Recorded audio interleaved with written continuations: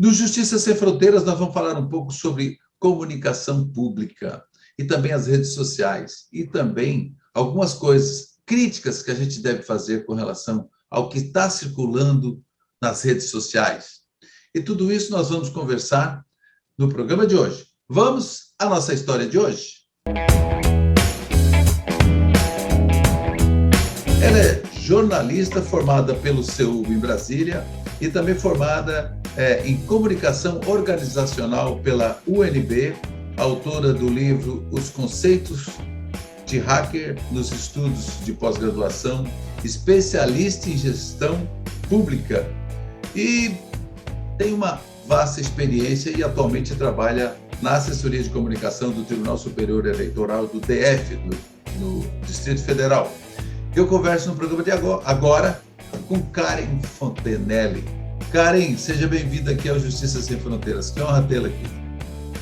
Boa noite, Celso. Obrigada. Seguindo aqui a questão da audiodescrição, eu sou Karen, e aqui eu estou com uma blusa azul clara, tenho cabelo preto, longo, e sou jornalista, e é um prazer estar com você hoje aqui, viu, Celso?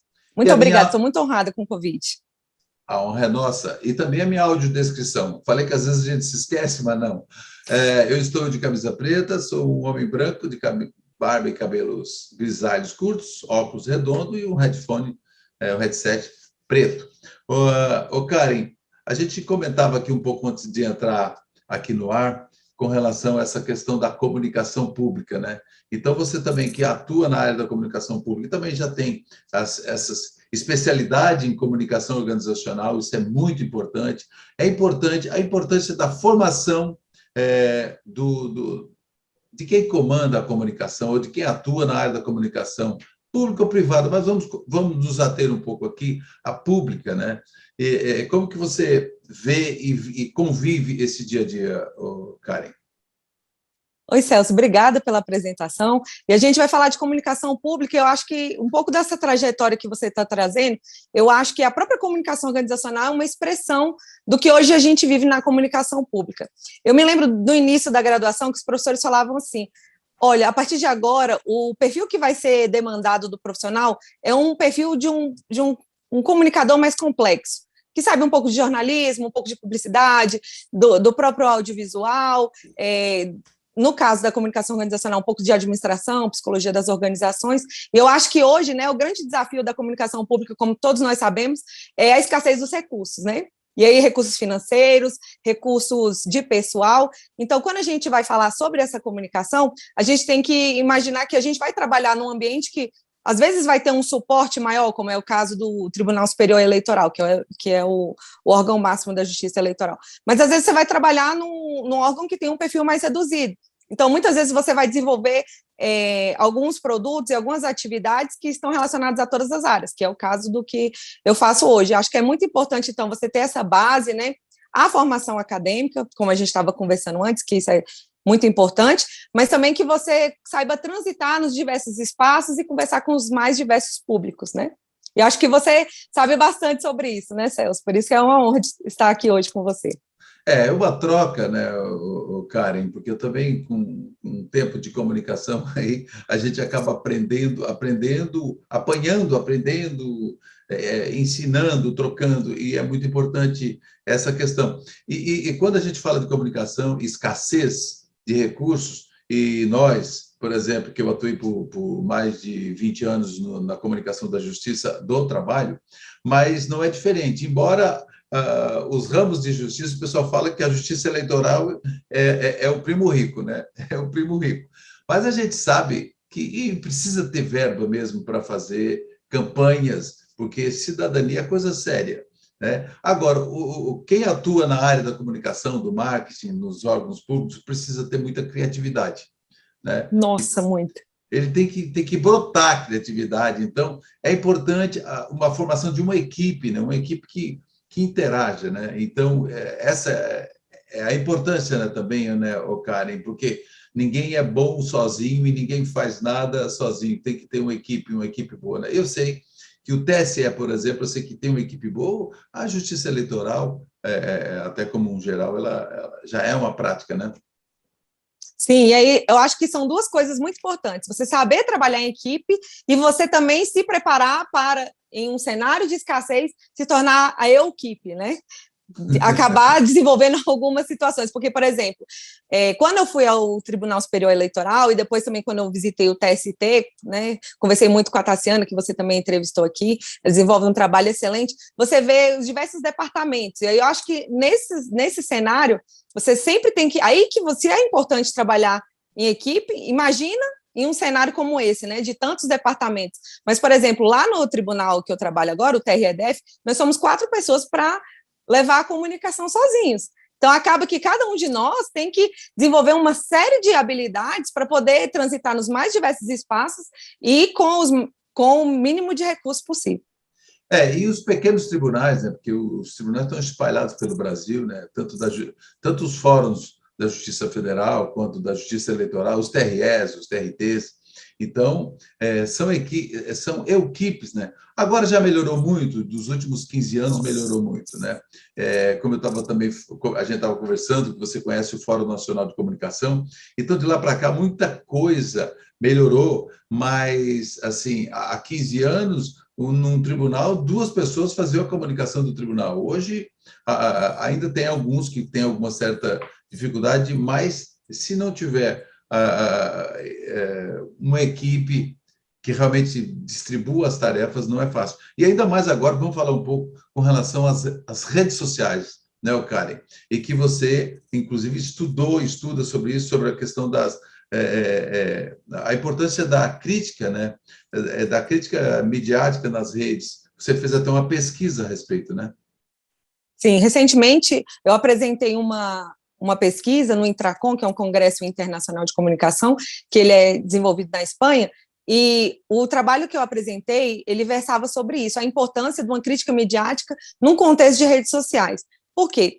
Porque muito se fala de crítica de mídia, e aí quando você fala em mídia, muitas pessoas pensam na grande mídia, né, que algumas pessoas chamam de meio de comunicação de massa, mas embora seja muito importante realizar a crítica de mídia nos mais diversos espaços e meios de comunicação, hoje eu tenho defendido muito a importância de nós, principalmente nós profissionais de comunicação, estarmos nesses espaços, porque quando nós ocupamos esses espaços, nós podemos trazer uma maior capilaridade a essa crítica que a gente está desenvolvendo lá, por exemplo, nos congressos, nos nossos trabalhos, nos nossos artigos. Então, quando eu levei isso, por exemplo, lá para a Espanha, algumas professoras vieram comentar, nossa, achei interessantíssimo o trabalho que você está apresentando, mas, por exemplo, eu não tenho tempo de desenvolver um trabalho e levar isso para as redes sociais. Mas a gente tem que pensar que uma etapa essencial do processo de pesquisa é a divulgação de resultados. Quando você divulga os resultados e você conversa com a sociedade, que a gente gosta de usar um termo, levar a pesquisa para além dos muros, sim. E aí sim que você traz uma efetividade maior. E aí isso também vai trazer, além de uma ampliação do espaço público, da esfera pública, mas vai trazer também para nós uma responsabilidade maior, que eu acho que é o que você quer falar mais à frente em relação à gestão de redes, né, gestão do perfil, e inclusive num cenário, né, de tantas fake news, né, que é o fenômeno da desinformação.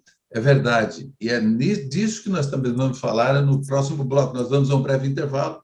Eu estou conversando com a minha colega jornalista, Karen Fontenelle, e falando tudo sobre comunicação. Nós vamos saber um pouco mais sobre gestão das redes sociais. A gente vai a um breve intervalo e volta já já.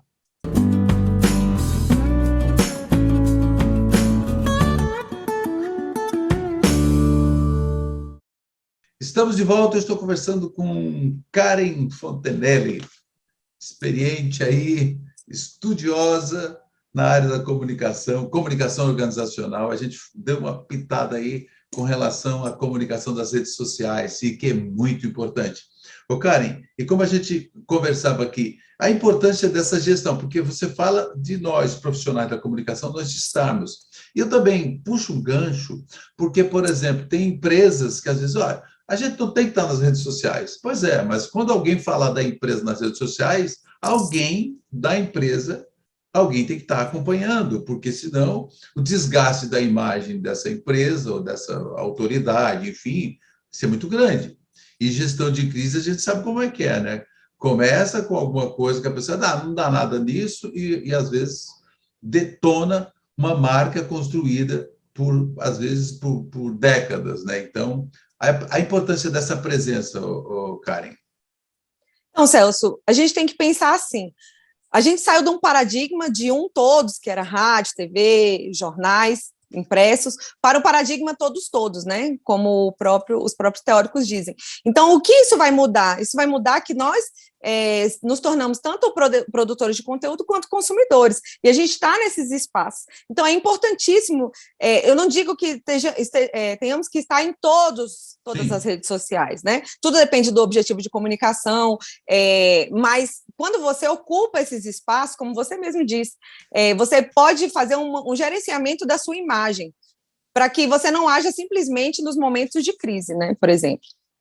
Porque senão você só vai ficar apagando o incêndio. E como que você vê, por exemplo, nós temos várias plataformas e várias ferramentas, né? E o TikTok está aí. A gente sabe que alguns órgãos, alguns tribunais do trabalho já entraram, o TSE está no TikTok, não sei se o TRE do DF está, mas como que você vê essa questão às vezes, se arriscar um pouco mais? Sim, a gente sabe que o objetivo, por exemplo, do TSE é atingir essa galera, né? essa moçada, com uma linguagem diferenciada para trazer essas pessoas seguinte, a tirarem o seu título, a discutir um pouco mais a questão, porque é uma questão muito séria, a questão política no Brasil, né? Sim. É importante a gente falar sobre isso, Celso, porque o que acontece? O TRE-DF, por exemplo, não está no TikTok, mas, como eu te disse, isso está muito alinhado à própria constituição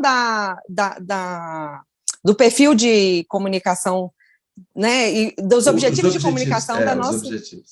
Os objetivos da nossa atual gestão, mas, por exemplo, o TSE tinha um objetivo muito claro, que era dialogar com uma parte do público que não estava recebendo as mensagens do TSE. Então, quando eles fazem isso, eles dão esse passo. Então, o TSE, quando ele faz isso, o ministro Barroso, ele toma essa iniciativa, ele consegue trazer um público que não estava dialogando com a justiça eleitoral. Então, eu acredito assim, quando você alinha os seus objetivos estratégicos às suas políticas de comunicação, o sucesso é inquestionável. É certo, né? E outra coisa, você falou aqui que o ministro Barroso embarcou, enfim, a importância também da presença, por exemplo, dos assessorados, a compreensão do assessorado com relação à política de comunicação. Porque, às vezes, um órgão tem uma assessoria, tem pessoas preparadas na área da comunicação, mas precisa também que o assessorado, quem toma o poder de decisão, o número 1 da organização, número 1, número 2, número 3, que eles tenham uma compreensão, né, da política de comunicação e apoio, porque você calcula, uma comunicação que não tem o apoio de quem decide deve ser complicado, e é complicado, que a gente sabe, né? Não, muito importante. A sensibilização dos gestores é imprescindível para desenvolvimento de qualquer projeto dentro da instituição.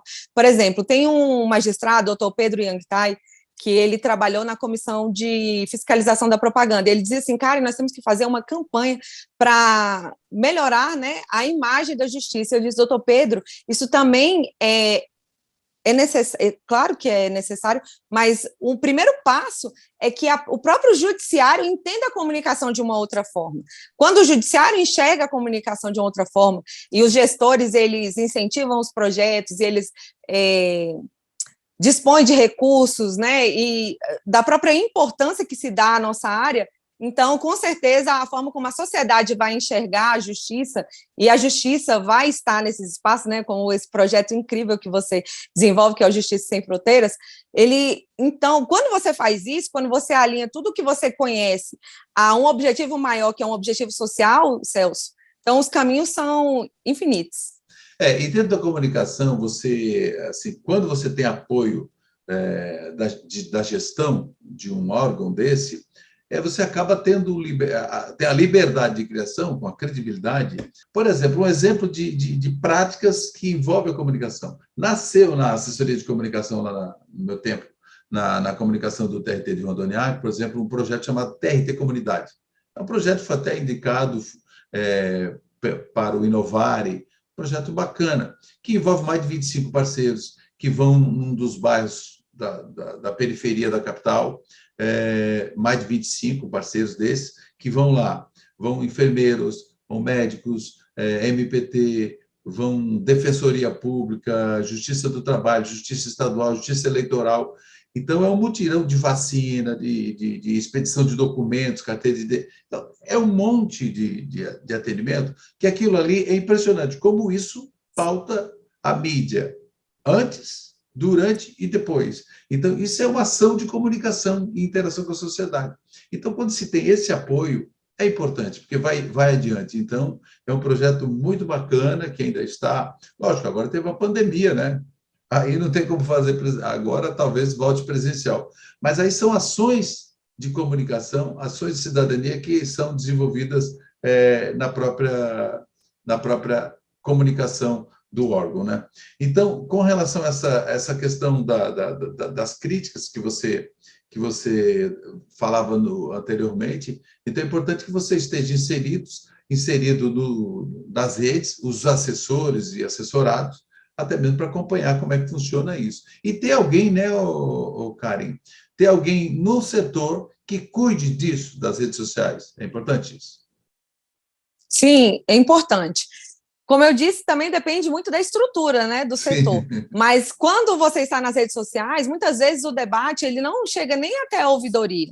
Muitas vezes hoje o cidadão ele abre as redes sociais e começa a dialogar com os órgãos públicos lá. Então, por exemplo, nós do TRE, além de nós gerenciarmos as redes sociais, nós colocamos a ouvidoria para também ter esse contato, porque é essencial, porque a ouvidoria também conhece as diversas áreas, né, do tribunal. Então, esse trabalho ele é contínuo para querer trazer o cidadão, que é a nossa razão maior de existir, né, Celso?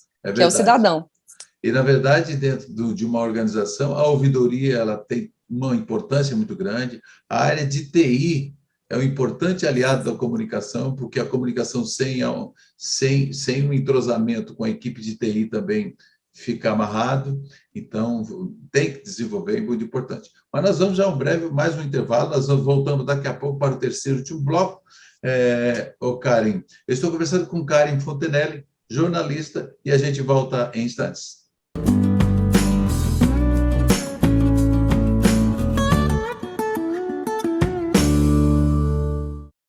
Estamos de volta para o último bloco. Eu estou conversando com a jornalista Karen Fontenelle e nós falamos aqui já um monte de situações que é importante para você refletir aí.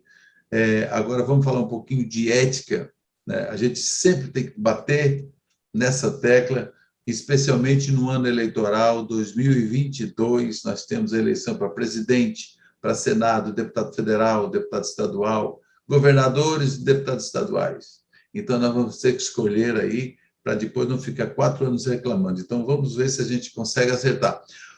Karen, continuando aqui, vamos falar de ética e como que você vê assim, a aplicação disso no meio da comunicação, enfim, fala um pouco disso para a gente. Celso, quando a gente fala sobre comunicação, muitas pessoas pensam no instrumental, quais são as estratégias, elas olham até para o próprio marketing digital, mas elas deixam de observar um ponto que é essencial, que é a ética na produção de conteúdo. E aí, isso perpassa todos os espaços. Por exemplo, hoje, quando um médico vai postar nas suas redes sociais, ele tem que entender como o Conselho Regional de Medicina enxerga aquele fenômeno, se ele pode ou não expor um paciente. E é a mesma coisa em relação à produção de notícias, né? A notícia, ela traz uma grande responsabilidade, porque muitas pessoas só têm um espaço para poder consumir um produto midiático, ou assistir a um programa de televisão, ou ler um portal, né? Hoje há uma grande presença das pessoas nas redes sociais. Então, quando a gente vai produzir a notícia, a gente também tem que entender qual a veracidade desses fatos, né? Então, para a gente, agora, principalmente, né, no ano eleitoral, como você bem disse, para a gente produzir um conteúdo nesse espaço, a gente tem que sempre observar a necessidade da checagem.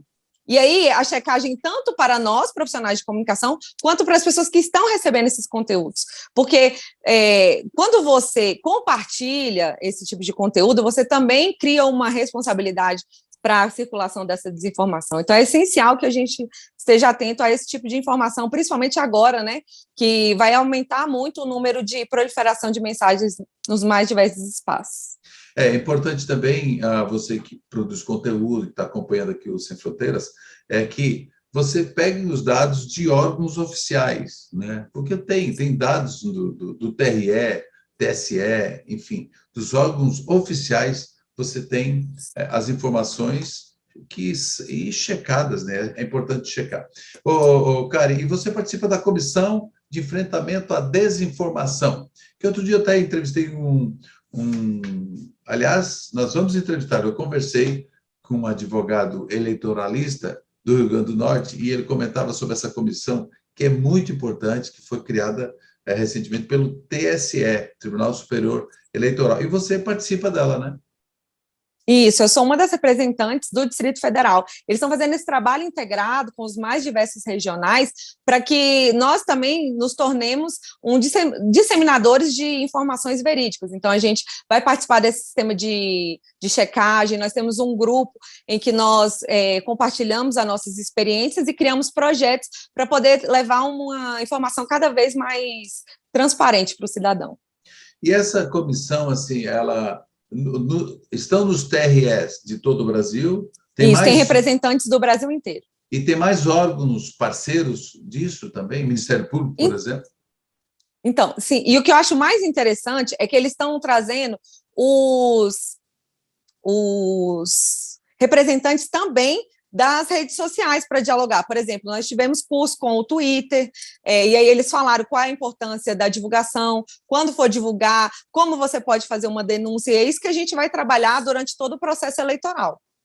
Não, e você tocou numa coisa muito interessante, que eu conversava outro dia com a Flávia Galvão, do TSE, ela me falava, enfim, que o próprio Google, fizeram reunião com o Google, então, quer dizer, as plataformas, o pessoal do Facebook, do Twitter, enfim, o pessoal dessas grandes plataformas que comanda, né? É importante que estejam alinhados com a questão da ética mesmo, com a questão da coisa correta, porque, um Twitter ter que cancelar a conta ou excluir o YouTube, né? Excluir postagem de um presidente da República, aconteceu dentro e fora do Brasil. Então, é uma coisa tão grave, né? Porque quem deveria, às vezes, dar exemplo, às vezes, acaba fazendo isso. Então, você calcule, as pessoas vão se espelhando nisso, né? Então, essa comissão de enfrentamento à desinformação, ela tem uma grande importância, especialmente nesse momento, né? Que agora, como tu bem falou, esse ano eleitoral, que a gente tem que estar com os olhos e ouvidos atentos a tudo. Sim, e como você disse, não é um fenômeno novo, na verdade. Assim como as redes sociais estão dialogando, né, e dando explicações e tomando iniciativas, isso já acontecia nos meios de comunicação tradicionais. Aí que surge o direito de resposta, né? Enfim, todas as regulações na mídia, elas começam a surgir nesses espaços, que são espaços de poder, né, na verdade. São espaços de poder. As redes sociais é isso que a gente tem que pensar, são espaços de criação de poderes. É isso. E é importante, porque hoje cada cidadão está com um telefone na mão. Esse telefone, você tem câmera, tem vídeo, tem fotos, a qualquer momento, em qualquer lugar. Então, agora, se você fizer, se as pessoas fizerem bom proveito disso, vai ajudar muito o Brasil, né? É muito importante, né? Até mesmo para comprovação de compra de voto, de coisas que ainda, no tempo de 2021, ainda está falando e discutindo questões que parece que é do século passado, né? Compra de voto e mentiras e invenções, maculando vidas, maculando pessoas. Sim, Celso, eu sou uma apaixonada pela tecnologia. Apesar de acreditar que nós temos que sempre fazer essa crítica às mídias, sensibilizar os cidadãos, eu acredito que são espaços que também ampliam exponencialmente a esfera pública. Então, eu acho que nós temos aqui uma grande responsabilidade nesse período eleitoral, mas também temos grandes desafios. Muito bom. Eu conversei com Karen Fontenelle. Karen, muito obrigado pelo tempo aqui desse bate-papo. Foi muito legal, muito esclarecedor. Nossa, Celso, eu que agradeço. Sempre admirei o seu projeto, sempre vi pessoas que são tão importantes, né, na área de comunicação, dialogando com você, que desenvolvem um trabalho muito bom. Então, eu que te agradeço imensamente por esse espaço, para poder dialogar também com a sua audiência. Muito bom. E se você que assiste ao Justiça Sem Fronteiras, ou você, Karen, tem alguma sugestão de pessoas e pautas importantes, interessantes para estar aqui no nosso podcast e programa Justiça Sem Fronteiras, é só mandar para a gente, que está aí, o arroba está por aí. Eu conversei no programa de hoje com Karen Fontenelle. Ela tem formação em comunicação organizacional pela UNB e também jornalismo pelo CEUB, mestre em comunicação e sociedade pela UNB, enfim, e é especialista em gestão de pessoas e trabalha atualmente na comunicação do TRE, do DF. É uma honra, Karen, estar aqui com a gente. Obrigado também a você pela audiência e se inscreva aí no nosso canal do YouTube e compartilhe também. Até o próximo encontro.